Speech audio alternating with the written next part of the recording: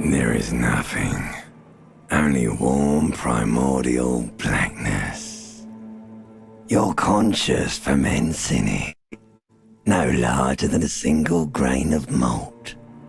You don't have to do anything anymore. Ever. Never, ever. Never, ever, ever, baby. An inordinate amount of time passes. It is utterly void of struggle. No ex-wives are contained within it. Yes, it is. An awareness creeps up on you. A mass lies hidden in your dead angle, soaking in some lurid acidic sauce. It's bloated and shameful, a ball of meat surrounding you.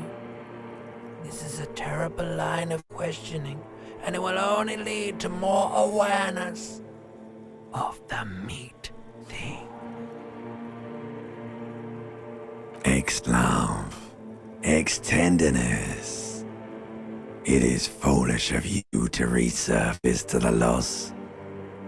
Not after all the damage you suffered to get here. Some of it irreversible. Stay. Sail with me through the abyss of pelagic zone.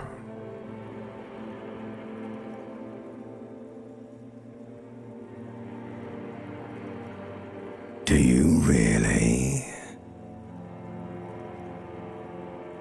You wouldn't like it if I told you what was back there. Why'd you think you had to bludgeon yourself into oblivion? Or did you not sense yourself marinating? Poured so much on yourself, got a bit carried away, did we, Chef? Fear and apprehension. You should ask what's out there first.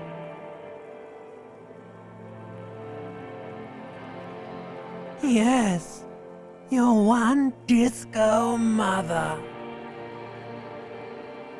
There's this giant ball there. And evil apes. And the evil apes are juking it out on the ball. You're one of them.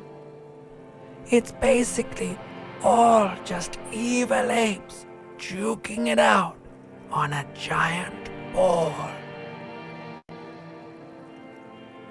You can't even make out it's a ball when you're joking out. It's that large. Infinitesimally small. Vying for resources is just a stupid expression you picked up somewhere. The part of the presentation you want to take home with you is this. You have to beat the other evil apes in the face, or you lose. Somewhere in the sore, bloated man meat around you. A sensation. Like a fly to the ointment, your conscience sticks to it. The headed machine of pain and suffering is firing up again. It wants to walk the desert, hurting, longing, dancing to disco music. You can take it. You're a champion.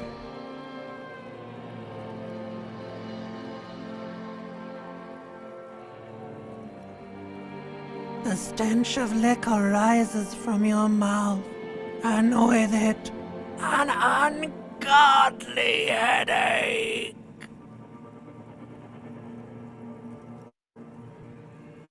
Fiery streak penetrates your skull, trying to force your eyes open.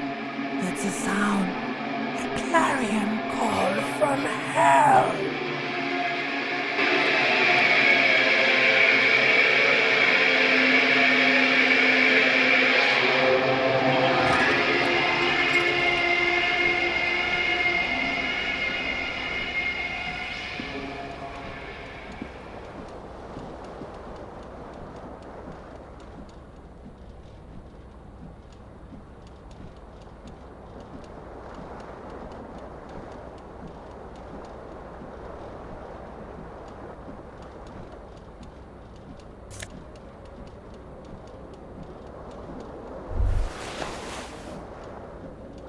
hear a jingle.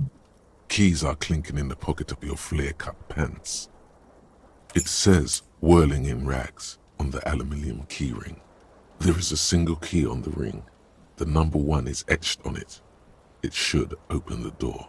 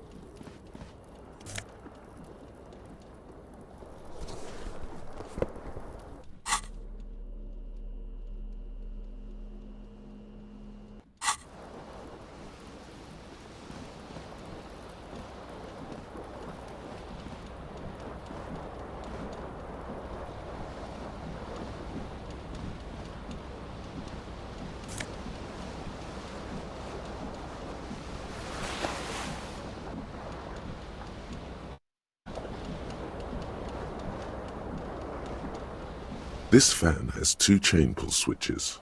One ends in a tiny fan, the other in a light bulb. A truly horrific necktie has somehow attached itself to one of the blades. Or has it been consigned there as punishment? You feel as though this creature is your friend and wants to reattach itself to your neck so that you may continue your adventures together in this strange world. You reach out to grab the tie, but what's this? Diffuse, radiating chest pain. Doom comes over you. You can take it. Just breathe in slowly. This is not a real heart attack. This is a joke. It's probably just your lungs or your esophagus. The esophagus does practically nothing. The blades come squeaking to a halt. It should be easier to reach the tie now. Oh no, it's happening again. You didn't catch it, and now there's a numbness in your left arm, plus half your chest. You can take this one too. Just breathe in slowly. None of these is a real heart attack. This is such a joke. You should probably just exercise more.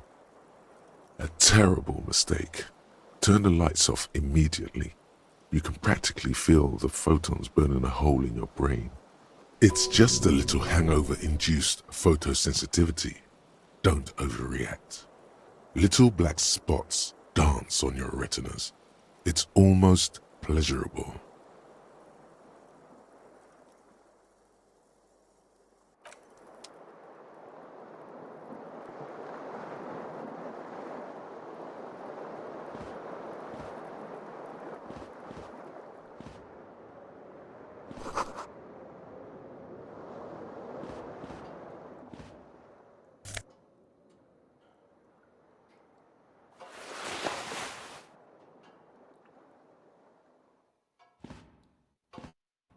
A mirror hangs above a bent and broken sink. In a fierce discharge of masculine energy, someone has ripped half the faucet off. Hot water sprays from the base and steam covers the mirror. You cannot see yourself, just the outline of a man. Suddenly, the memory of the face that awaits you there, beneath the soft vapor. Really, all recollection of the person you are, the people in your life, and even the world you're in has drowned in a sea of blood alcohol. This was no mere night of drinking. It was a deluge of world-ending proportions. With all the synapses you've extinguished, it's a miracle you can even think this sentence. You've interrupted a true act of self-annulment here. As you slowly reach your hand towards the surface of the mirror. Abort. You clearly have not thought this through. You won't like what you see there, and you will never unbecome it. Yeah, there is definitely something wrong with it. Where to even begin? There is the bloatedness, then the swollenness, It's like there's an upholstery of alcohol underneath your skin. It's not. Your nose feels like a small balloon in the middle of your face. It hurts when you honk it. It doesn't appear to be a particularly tiny nose either. Not with all the drinks it's absorbed for you. It's not. It's swollen and snail-like, wriggling between your fingers. Behold. You have no idea who this thing is, do you?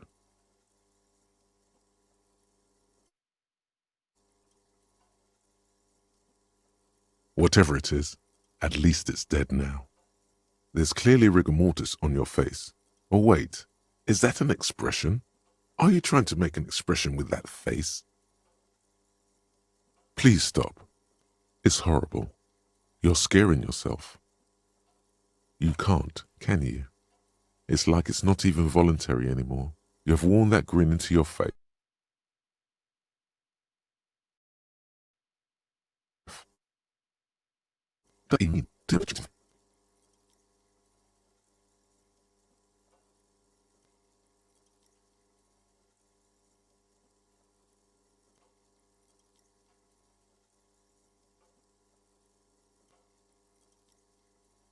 You are correct.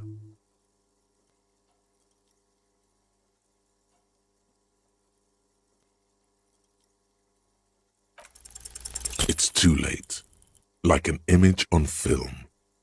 The expression belongs to your primary motor cortex. It would take a minor neurological miracle for you to cease producing it.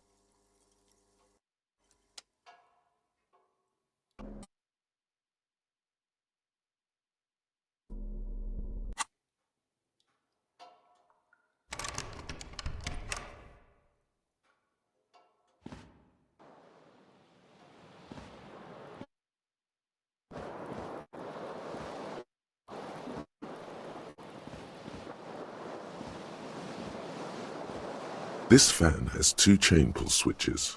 Or has it been consigned there as punishment? You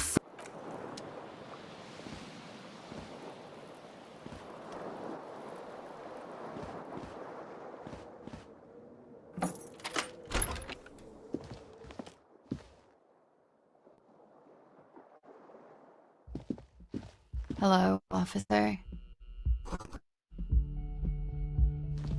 The young woman rose. No. There's only one solution to this. You're a businessman. The young woman shakes her head slowly. No. You're a police officer, sir. Unless you've been shitting us all this time. Here for 3 days. On official police business, no less. Couldn't say. In truth, so far, mostly drinking.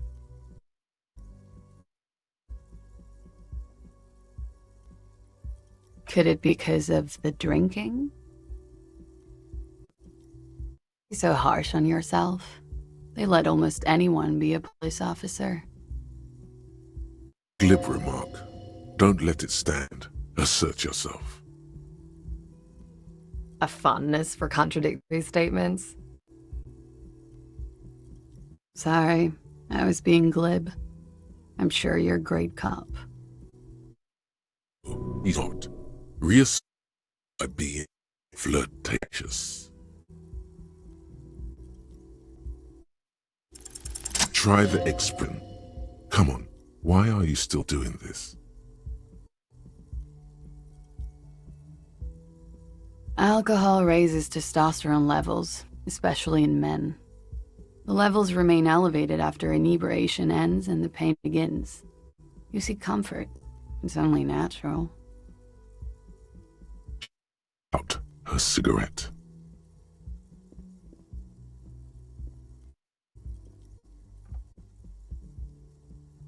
She looks back at you, a light glinting off her eyes.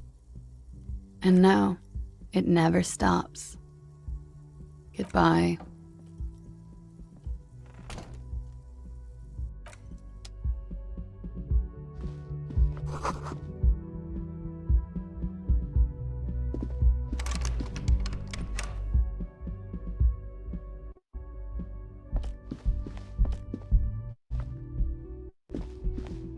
The door is closed. This door can only be opened with a key or from the inside. As you hold the metal, you sense the warmth left there by her hand. There is no answer. A tremendous loneliness comes over you. Everybody in the world is doing something without you. The door does not care. Still no answer. Still nothing. You should punch a fucking hole in it. You slam your fist into the vinyl. It does not produce a hole. The door sits sturdily in the frame, and your fist hurts. This was all a very good, normal thing to do. Not to mention, great exercise. Still nothing. You should punch a fucking hole in it. That felt good. Everyone is a whore. Now punch a hole in the door. Don't. Everyone is a whore. What does that even mean? Breathe in and walk away. You slam your fist into the vinyl. Juice a hole. Not to mention, great exercise.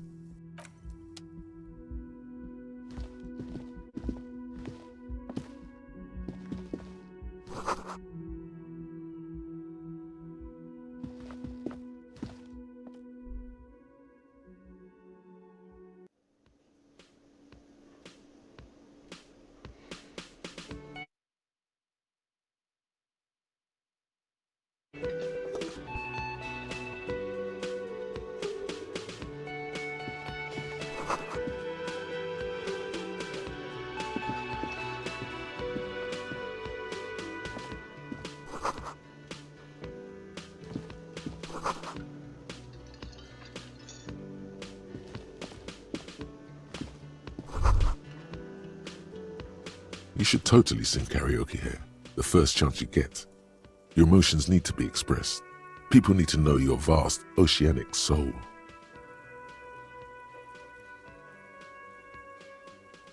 Of course, at this point, precise measurements of your soul can only be performed from the outside. It needs to be heard. Through a PA system. By other people. Whether they like it or not. Ram it up their ears, says your adrenaline gland. Violently express yourself. You have not yet stumbled on the right lamentation, but it's out there. It'll come to you. You will wreak havoc with it. Don't worry. Serves them right. Wipe that smirk off their face with your sad, tragic song. Who's laughing now? No one. You have to find something tragic to sing first.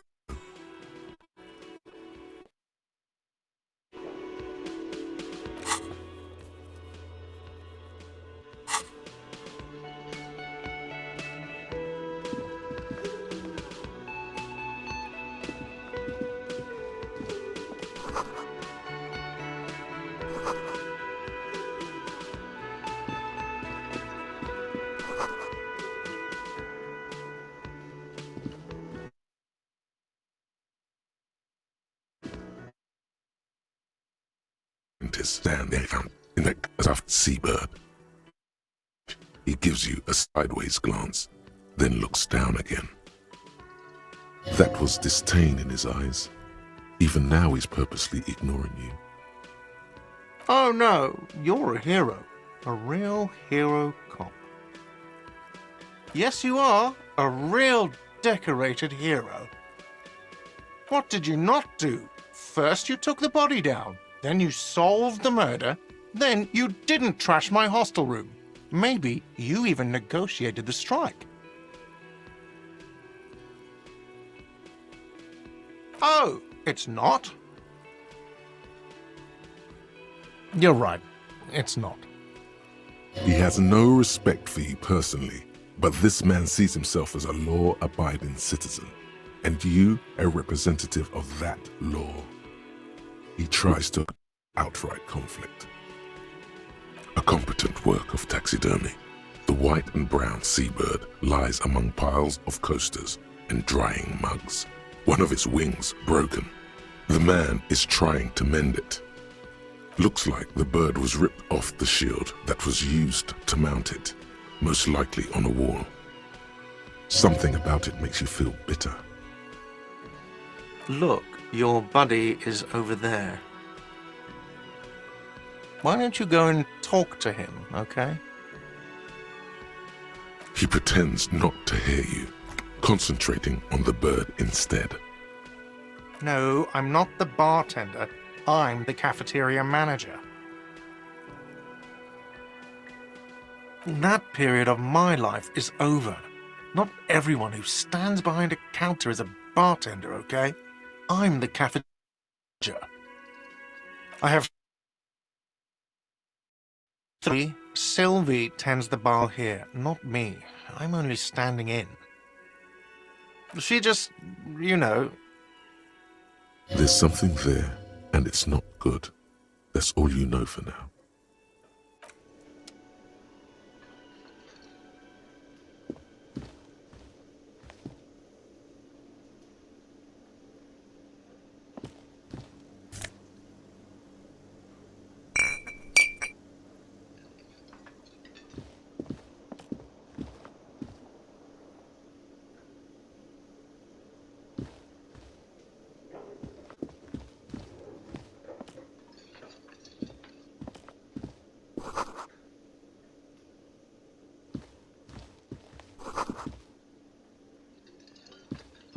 Hello, sweetie.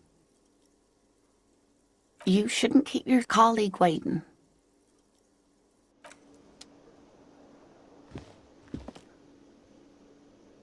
A bespectacled man in an orange bomber jacket is tapping his foot on the floor. Looks like he's waiting for someone. You. As you approach, he narrows his eyes and extends his hand in greeting. If an assault were launched on this building right now, if the windows came crashing down and the whole world descended upon you, this man would hurl himself in death's way to save you. You are sure of this, but why? He is your half-brother. Hello, I'm Kim Kitsuragi, Lieutenant, Precinct 57. You must be from the 41st. You realize he is waiting for your name. This is your chance to come up with a really good name for yourself. Get creative. Conceptualize. Concentration makes you squint your eyes. Your name should be deep gold and orange, like a forest fire looming on the horizon, but mixed with the stench of liquor rising from your breath. You're 2 steps closer to it, but there are still many to go. Okay then. It looks like we had a little scheduling error on Sunday. Saturday too, actually. Have you had time to talk to the manager here? No, I don't think so. We should ask him for a rundown of the area, now that I'm here as well. I understand the scene is out back, right? It also wouldn't hurt to assure him the police are finally here. In full force, I mean. Have you mapped out the initial interviews? Right. And the interviews? At the 57th, we like to prepare an initial list of persons of interest, and then just skim the surface. Prepare the field, get to know the players. You don't do that? Maybe it's not an inter-district practice. Good. But even if you haven't, we'll have time for that after we take a look at the coroner's case. Have you removed the dead body from the tree? Mm-hmm. Does that mean the body is no longer in the tree? Sure. But did you take it down from the tree? So, the body is still in the tree. This is the first time you detect a weariness in the lieutenant's voice. It is obvious he would have preferred for the body to no longer be in the tree. Where it has been hanging for 7 days straight. We should go there as soon as we are done talking to the owner. What a shame. Get to it now. Rip that body down from the tree. After it's been up in a tree for that long, any kind of ripping is inadvisable. We all feel that way sometimes. There is no such thing as a police officer, I'm afraid. What remains is that there is a dead body in the tree. Someone has to figure out who put it there. If we don't, no one else will. But first, we have to take it down. I was sent here to meet a detective from Precinct 41. You have the insignia of the Citizens Militia on your sleeve and on your back. I suppose you could be impersonating him. You could have gotten the insignia from the black market or forged it. But for now, I'm going to set those possibilities aside. I'm not from the Inspectorate General. Internal Affairs, and I'm not them. I'm from Criminal Investigation. He nods. After you, officer. If you're about to embark on an investigation, shouldn't you have a badge? You mean you don't have a badge? Oh, if you didn't have your badge, then that would be very bad. You would need to report it on my shortwave. But since you do have it, we can go straight to the task at hand. Lieutenant Kitsuragi is now in your party. You can talk to him whenever by interacting with him.